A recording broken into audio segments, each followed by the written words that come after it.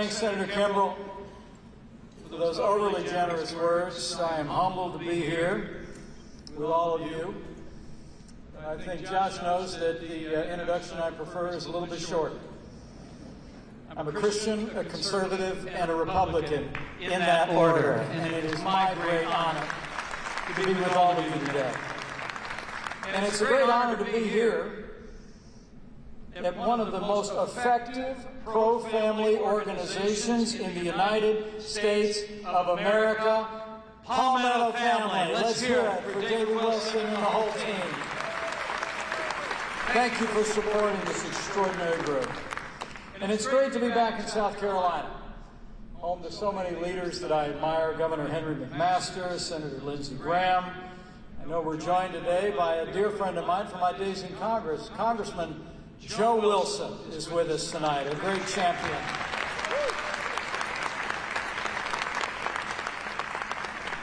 And I want to thank the members of the General Assembly who are here with us today. I know you're in session, but made some time to put Palmetto family first, and I'm honored by your presence today. And how about Senator Tim Scott last night? Wow. I just spoke to him. He and I are very dear friends. And, you know, I first met Tim when he was in the General Assembly a decade ago. And we've been friends ever since. I can honestly say I was for Tim Scott before it was cool.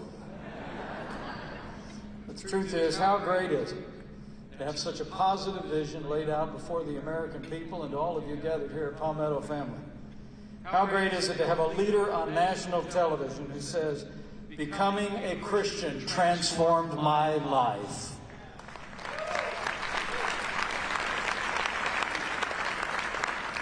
It is really so good to be with you today. Some of you know that I had an unexpected medical procedure a few weeks back. My doctors cleared me to travel, and I wouldn't have missed tonight for the world. Now, the truth is, they told me that my heart was actually skipping a beat every now and again, which is really unusual because that hasn't happened since the day I met my wife, Karen. Would you give her a round of applause? I know she's looking on, and she loves South Carolina. But I'm back, and I feel great, and I'm so grateful for the warm welcome and for the prayers.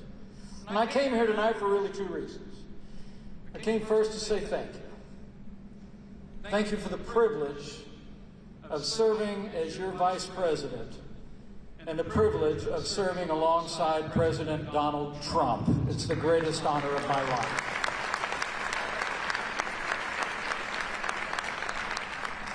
And also to say, after 100 days of open borders, runaway spending, plans for higher taxes, a bigger welfare state, more government, defunding the police, abandoning the right to life, canceling our most cherished liberties, I've had enough.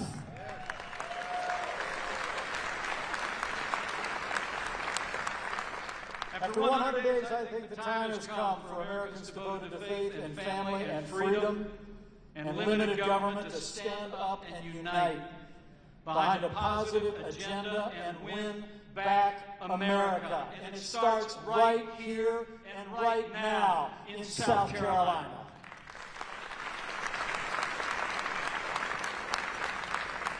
But first, let me reflect for a moment on what we accomplished over the last 4 years. It's incredible. I remember the final day of the Republican convention in Cleveland in 2016. Our nominee and I climbed into the same car. We were headed to the airport to campaign together. And to know our president is to know someone who's more a coach than a general manager. And he's sitting next to me in the car. We were still getting to know each other. And he starts to give me the pep talk. He says, "Mike, campaign starts now." He said, "Now, if you go north, I'm going to go south. If you go east, I'm going to go west." And I said, "You got it." He goes, "I know you're governor of Indiana, but whatever time you have to spare, we're going to work and work and work." And I said, "You got it. I'm in. I'm all in." And he goes, "But we're going to have to work. We're really going to have to work and go out and campaign and take our message to the American people." And I said, "I'm there. I got it. I hear you." And then he says, "We're going to work and work and work." And then he looked over at me and he hit me on the shoulder and he said, and then it's going to be great. And I got to tell you, it was. It was 4 years of consequence, 4 years of results, and 4 years of promises made and promises kept.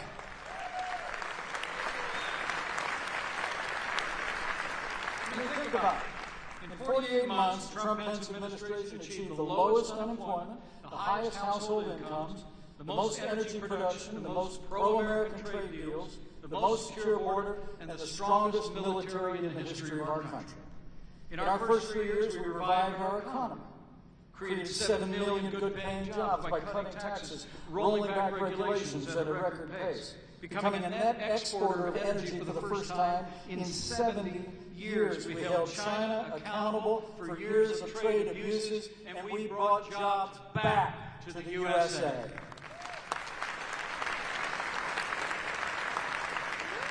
And in the face of the worst pandemic in 100 years, we launched the greatest national mobilization since World War II. We reinvented testing. We launched manufacturing and distribution of literally billions of medical supplies. We provided direct payments to families and businesses that saved some 50 million American jobs.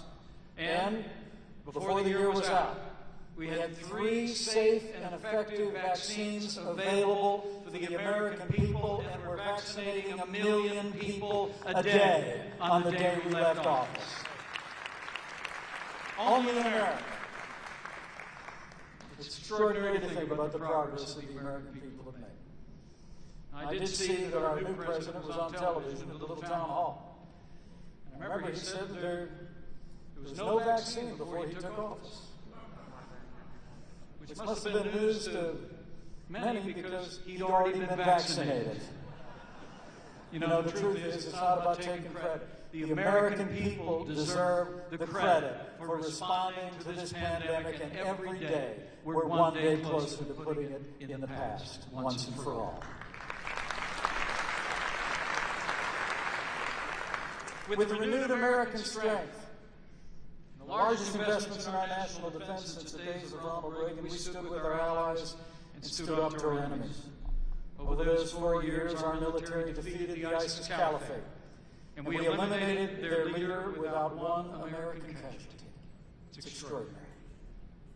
Abu Bakr al-Baghdadi was the most dangerous terrorist in the world. He was responsible for the gruesome death of thousands, including Americans. We all remember the story of Kayla Mueller. She was captured by ISIS and actually held by al-Baghdadi.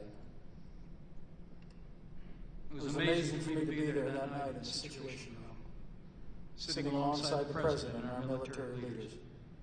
We watched in real time as American Special Forces descended on that compound in northern Syria. And I'll never forget, in a mission that was named after Kayla Mueller, they brought justice to al-Baghdadi. And the words that came across the intercom from the field was jackpot. We got it. Our armed forces are the greatest force for good the world has ever known.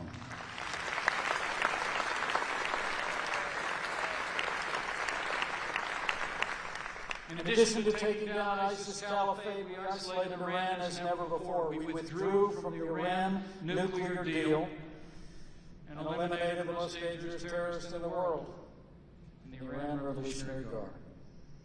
In the midst of all of that, we saw Arab nations step forward and sign historic Middle East peace agreements, as has not happened for decades. And this president and our administration kept our word to the American people and our most cherished ally when we moved the American embassy to Jerusalem, the capital of the state of Israel.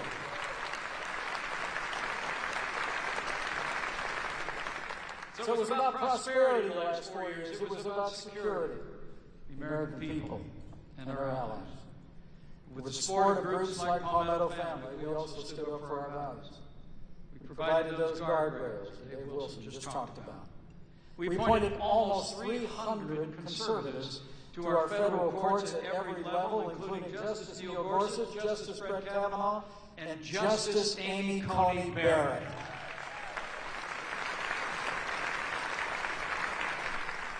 From day one, we defended religious liberty. We ended the assault on the Little Sisters of the Poor. And every single day, this President, this Vice President, and our administration stood without apology for the sanctity of human life.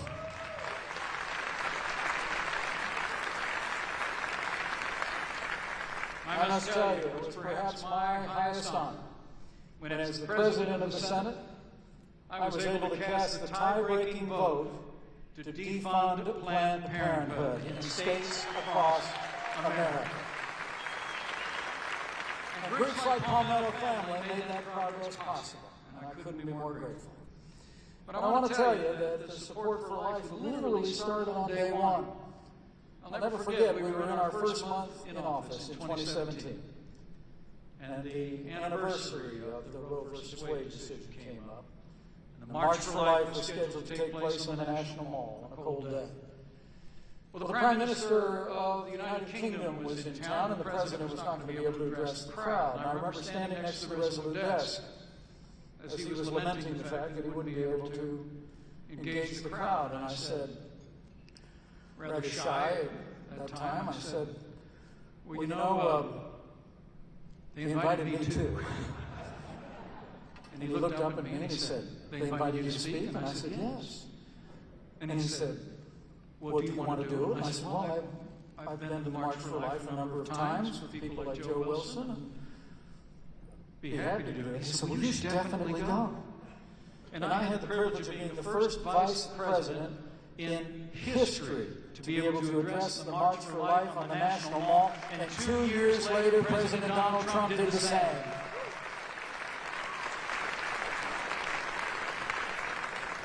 So because of your support and maybe to a greater extent your prayers, we made history. We made a difference for our security, for our prosperity, and our most cherished values. We made America greater than ever before.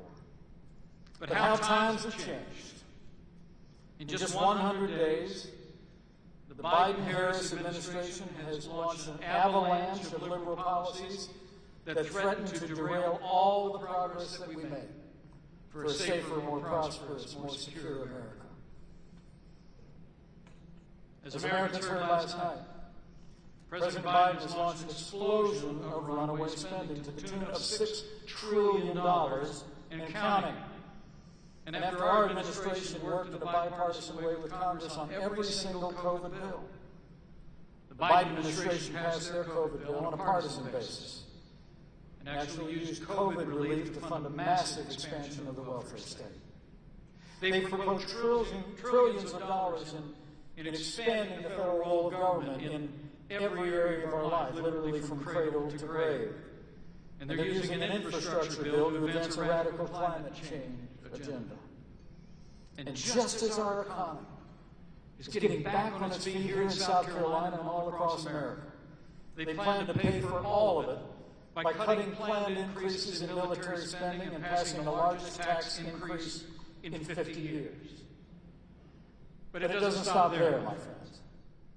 After inheriting the most secure border in American history, the Biden administration ended construction of the wall and canceled policies that had reduced illegal immigration at our border by 90%. They've unleashed the worst border crisis in our history. Also, they've capitulated to international bureaucrats, rejoining the Paris Climate Accord, planning to rejoin the Iran nuclear deal. They formed a commission to pack the Supreme Court, supporting gun control. They've joined the woke chorus accusing law enforcement agencies across America of systemic racism. You know, I don't think I can say it better than your senator said it last night. When Tim Scott said, brave police officers and black neighborhoods are not adversaries, we are family. And let me join Tim Scott in saying, from my heart, traveling this nation coast to coast as your Vice President, America is not a racist country.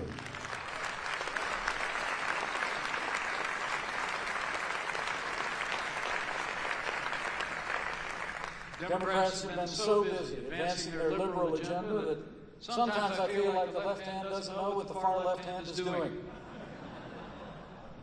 On top of everything else in the last 100 days, there's been a wholehearted embrace of the radical left's all-encompassing, rapidly escalating war on American traditional values. They abolished the 1776 Commission. They authorized teaching critical race theory in federal agencies and public schools. And they restored Title X funding to Planned Parenthood of America. Even the AOC said the Biden administration, quote, exceeded progressives' expectations. Had enough? I have. I mean, in 2020, the American people did not vote for that agenda. They did not vote for the agenda of the radical left. And the time has come for freedom-loving Americans to stand up to the far-left agenda of the Biden-Harris administration and say, enough is enough.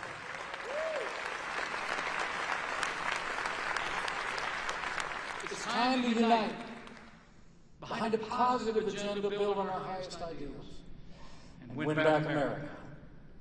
And we have the winning agenda, men and women.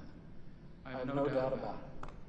Build on American values and on our confidence in the American people.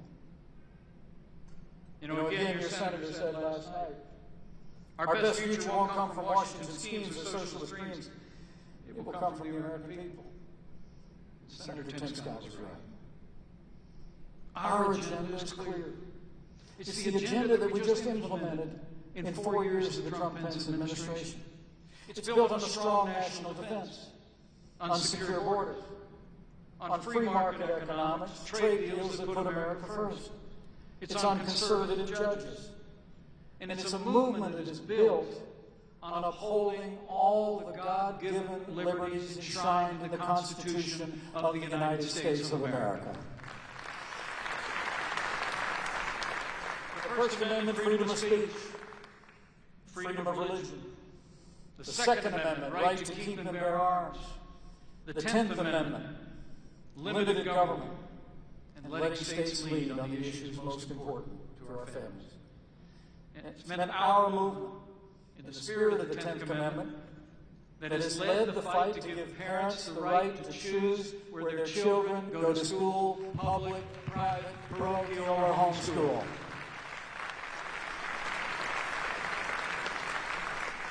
And it's our movement that recognizes that election integrity is a national imperative, and election integrity and reform belongs at the state level.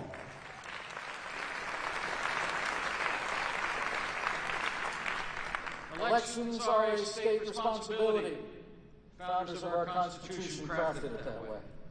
We need to reject any Democrat attempts to nationalize our elections, as you heard President Biden speak about last night. We need to defend state-based reforms, support voter ID, and work every day to restore the confidence of every American in every vote.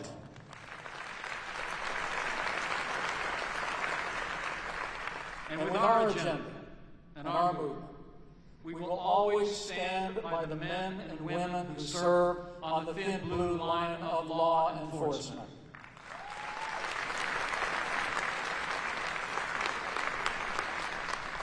We'll give them resources for training, and we'll also always defend the right of Americans to keep and bear arms under the Second Amendment. We'll defend religious liberty and the sanctity of life. And it will be our movement that's the vanguard of the freedom of expression.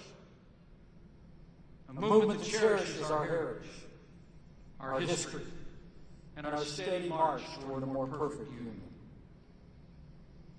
We will stand with the right of every American, of every faith, to live, to work, to speak, and to worship according to the dictates of their conscience.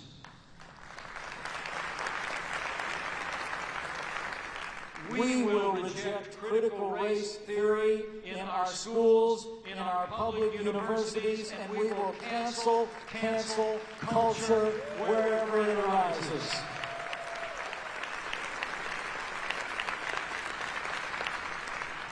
That's an agenda that'll win. That's an agenda that'll win back America. And it's a positive agenda. These divided times that each and every one of us needs to take to our neighbors and friends. You know, we've all been through a lot over the past year. A global pandemic, civil unrest, divisive election, tragedy at our nation's capital, and a new administration intent on further dividing our country as they advance the agenda of the radical left. But through it all, I want you to know that I have hope.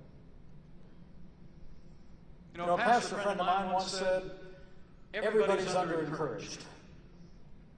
So I want to encourage you tonight. And I want to remind you of two things. First, we've seen this movie before. In 2010, we had a Democrat president, Democrat majorities in both houses of Congress.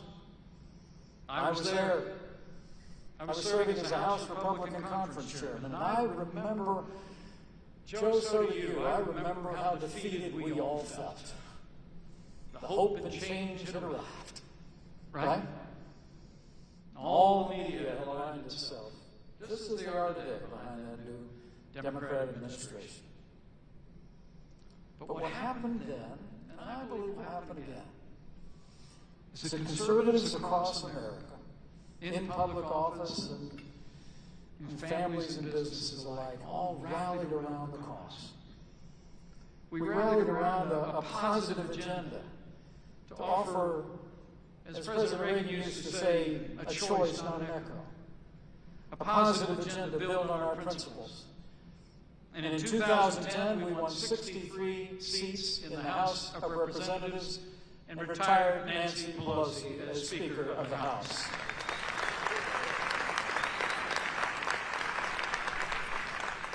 A couple of years later, we won the Senate in 2016.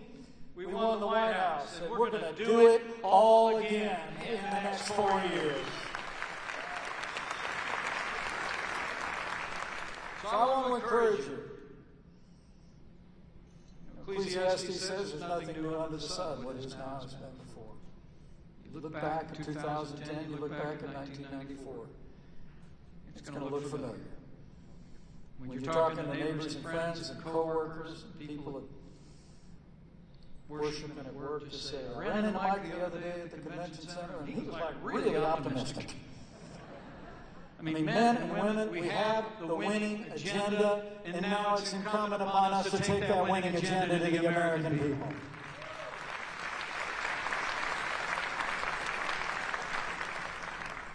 In fact, I think we do well to heed the words of that 40th president. It was 1976. Some of us are old enough to remember. He'd fallen short in the Republican nomination, but President Ford waved him up to the stage, invited him to bring some brief remarks. And he spoke off the cuff, but at the very end of his remarks, then Governor Reagan said these words. He said, this is our challenge, better than ever before. We've got to quit talking to each other and about each other, and go out and communicate to the world that we carry the message they've been waiting for. We must go forth from here united because there is no substitute for victory.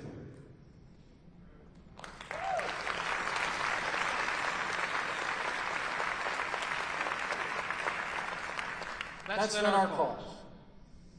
The days that lie ahead. Tell the story of the record and all that we accomplished over the last 4 years for the American people, in security and prosperity, and ensuring that our most cherished liberties are more secure than the courts of the land. We need to provide the loyal opposition, as so many Republicans across the country are doing, and I promise you I'll be doing as well. Pushing back on an administration and a liberal agenda being driven by the radical left. And finally, we've got to guard our values, like the theme of this dinner, by offering a positive agenda to the American people, grounded in our highest ideals. Now, over the coming months, I'll have more to say about all of that, and I know you will too.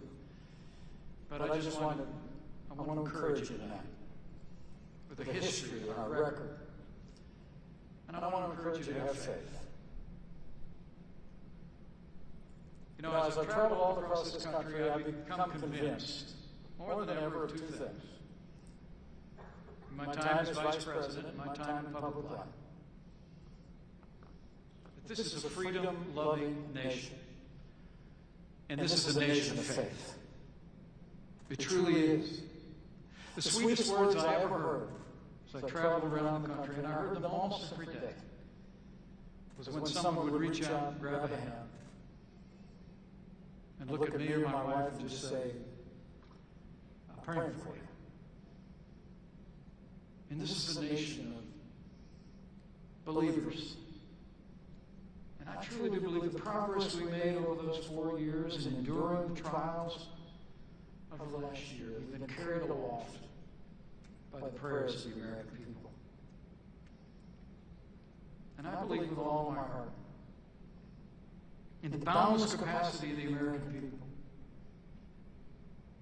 But also I believe this is a time when we ought to renew our faith in Him who placed this miracle of democracy on these wilderness shores. Because I say from my heart, God isn't done with America yet.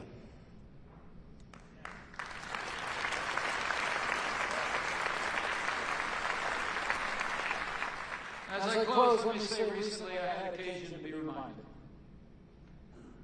that even when it doesn't seem like it, God's at work. I got a letter last summer from a pastor in Middleburg, Florida. He told me of the time that he and his wife many years ago were in seminary. They just got married. And they were asked if they would organize a youth festival at Asbury Seminary that had been put on every year. The plan was to cancel it, but they were asked if they'd do the work. He wrote to me that all his friends told him not to do it. He said it won't be good for your young marriage.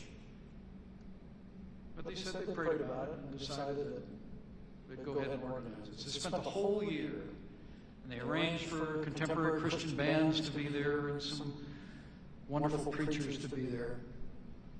But in his letter, he told me that when the Saturday night came, the culminating evening of that youth festival, that it was raining. And he and his young bride walked through the grounds thinking that it had all been for naught. And then he wrote to me that that's because I didn't know that a future Vice President of the United States would be giving his life to Jesus Christ that night. He said, I cannot write that without tears. And I cannot recite it without. I remember that night. Sitting on that hillside. It was like I heard for the first time those words that God so loved the world, that He gave His only begotten Son, that whoever might believe in Him might not perish but have everlasting life. And I stood up, and I walked down, not out of a sense of intellectual agreement or assent, but because my heart was broken with gratitude for what had been done for me. I wrote that pastor back, and on a trip to Florida, I had a chance to meet he and his wife. They're wonderful people. And when I shook his hand, I just told him, now I know who else to thank for that night in 1978. You know, even in these challenging times, think we do well to remember that ancient verse that's hung over the mantle of our home for 20 years. It's in Jeremiah 29:11. It says, "For I know the plans I have for you, plans to prosper you, not to harm you, plans to give you a hope and a future." And I believe, as everyone involved with Palmetto Family believes, that if we will but put our trust in Him, if we will carry the message of our ideals and values to our neighbors and friends, there is hope. There is a future. And the best days for the greatest nation on earth are yet to come. Thank you. God bless you all, and God bless America.